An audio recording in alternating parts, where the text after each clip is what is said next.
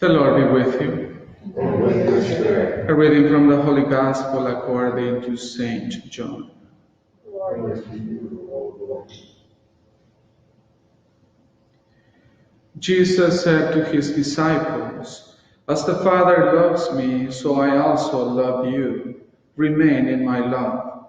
If you keep my commandments, you will remain in my love, just as I have kept my Father's commandments and remain in his love.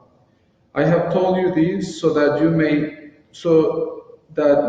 my joy might be in you and your joy might be complete. This is my commandment: love one another as I love you. No one has greater love than this, to lay down one's life for one's friends. You are my friends if you do what I command you. I no longer call you slaves, because a slave does not know what his master is doing. I have called you friends, because I have told you everything I have heard from my Father.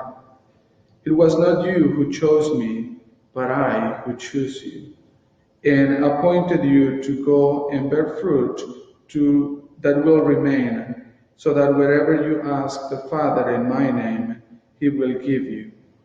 This I command you, to love one another." The Gospel of the Lord. Praise to you, Lord Jesus Christ. This Holy Mass today is offered for the repose of the soul of Rose Holder. Good morning, presentation parishioners. Good morning, Father.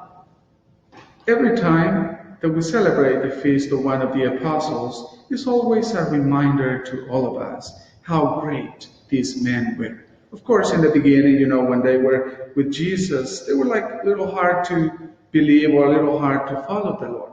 But as soon, that they understood what the mission was all about, they started to put their eyes always on the Lord. And I think that's what gave them courage every day to continue, because they kept their eyes fixed on the Lord, on the cross, seeing that Jesus was the one who died on the cross, and then the same one who resurrected on the third day.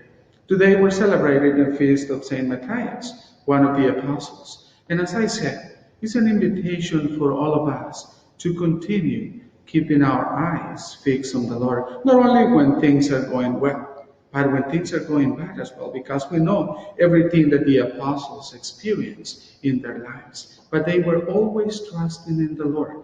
They were always asking Jesus to help them to go through everything that they were facing in their lives every day. And we know how, the apostles were treated.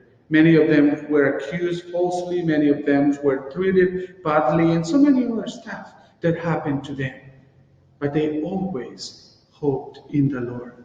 They always kept their eyes fixed on the Lord, because they knew that everything that they did was for the Lord. Everything that they suffered, they did it for the Lord. So that's also the invitation for all of us today. Everything that we do, let's do it for the Lord. Everything that we suffer, let's suffer it with the Lord, remembering always that He never abandons us, that He is always with us, that He walks with us, and more importantly, He loves us because He died for us on the cross. In the name of the Father, and of the Son, and of the Holy Spirit. Amen.